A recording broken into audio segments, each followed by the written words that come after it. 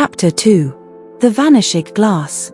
Nearly 10 years had passed since the Dursleys had woken up to find their nephew on the front step, but Privet Drive had hardly changed at all. The sun rose on the same tidy front gardens and lit up the brass number 4 on the Dursleys' front door.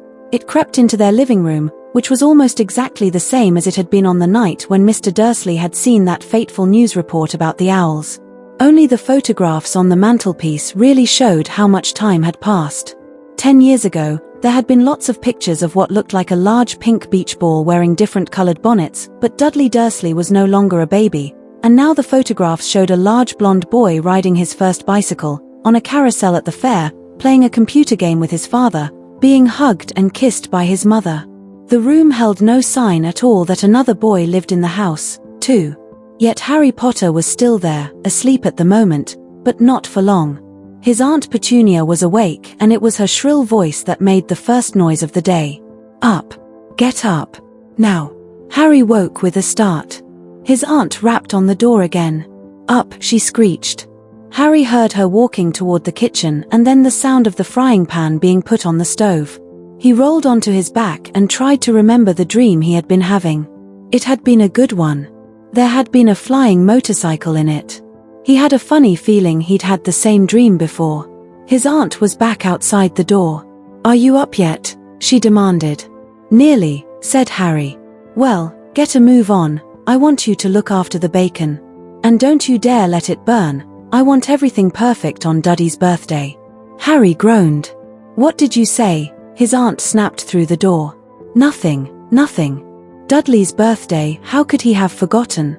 Harry got slowly out of bed and started looking for socks. He found a pair under his bed and, after pulling a spider off one of them, put them on. Harry was used to spiders, because the cupboard under the stairs was full of them, and that was where he slept. When he was dressed, he went down the hall into the kitchen. The table was almost hidden beneath all Dudley's birthday presents. It looked as though Dudley had gotten the new computer he wanted, not to mention the second television and the racing bike. Exactly why Dudley wanted a racing bike was a mystery to Harry, as Dudley was very fat and hated exercise unless of course it involved punching somebody. Dudley's favorite punching bag was Harry, but he couldn't often catch him. Harry didn't look it, but he was very fast. Perhaps it had something to do with living in a dark cupboard, but Harry had always been small and skinny for his age. He looked even smaller and skinnier than he really was because all he had to wear were old clothes of Dudley's, and Dudley was about 4 times bigger than he was. Harry had a thin face, knobbly knees, black hair, and bright green eyes. He wore round glasses held together with a lot of Scotch tape because of all the times Dudley had punched him on the nose. The only thing Harry liked about his own appearance was a very thin scar on his forehead that was shaped like a bolt of lightning. He had had it as long as he could remember, and the first question he could ever remember asking his Aunt Petunia was how he had gotten it. "In the car crash when your parents died," she had said. "And don't ask questions. Don't ask questions," that was the first rule for a quiet life with the Dursleys. Uncle Vernon entered the kitchen as Harry was turning over the bacon. "Comb your hair," he barked, by way of a morning greeting. About once a week, Uncle Vernon looked over the top of his newspaper and shouted that Harry needed a haircut. Harry must have had more haircuts than the rest of the boys in his class put together, but it made no difference. His hair simply grew that way all over the place. Harry was frying eggs by the time Dudley arrived in the kitchen with his mother.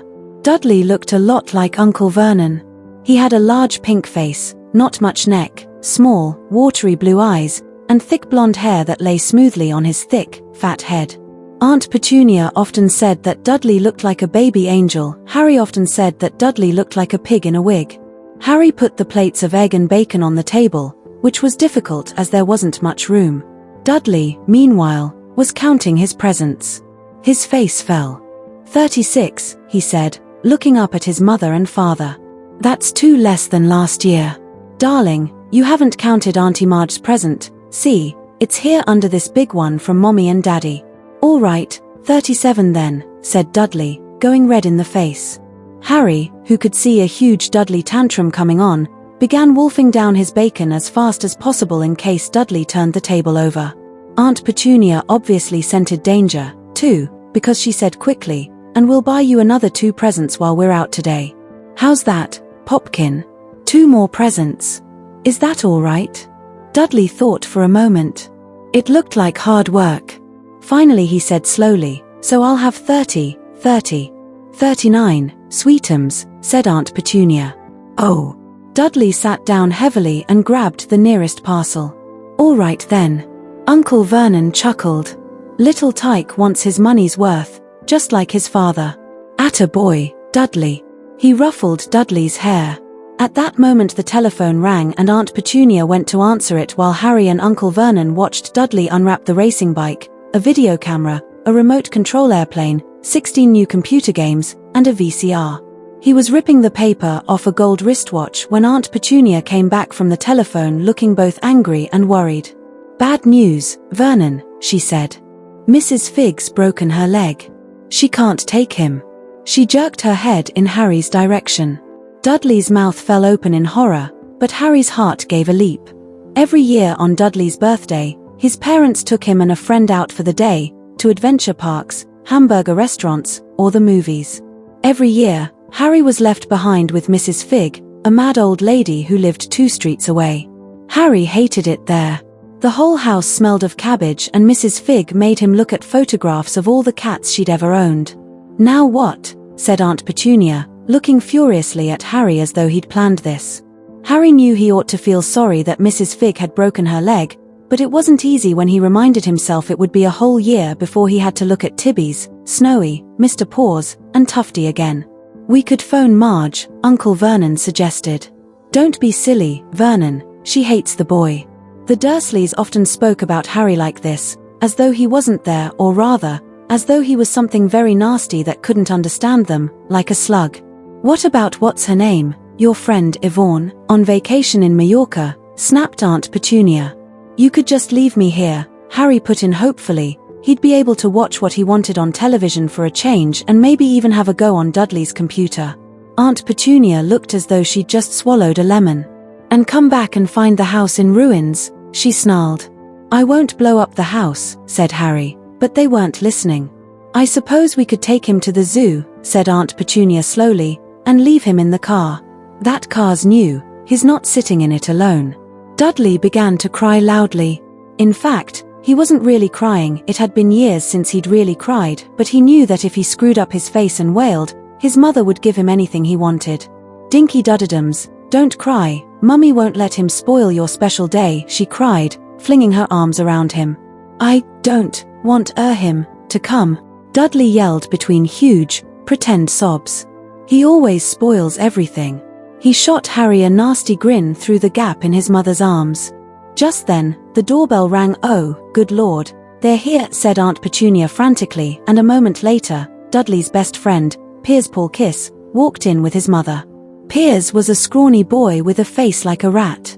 He was usually the one who held people's arms behind their backs while Dudley hit them. Dudley stopped pretending to cry at once. Half an hour later, Harry, who couldn't believe his luck, was sitting in the back of the Dursleys' car with Piers and Dudley, on the way to the zoo for the first time in his life. His aunt and uncle hadn't been able to think of anything else to do with him, but before they'd left, Uncle Vernon had taken Harry aside. I'm warning you, he had said, putting his large purple face right up close to Harry's. I'm warning you now, boy, any funny business, anything at all, and you'll be in that cupboard from now until Christmas. I'm not going to do anything, said Harry, honestly. But Uncle Vernon didn't believe him. No one ever did. The problem was, strange things often happened around Harry and it was just no good telling the Dursleys he didn't make them happen. If you liked this video, please like it and subscribe to the channel.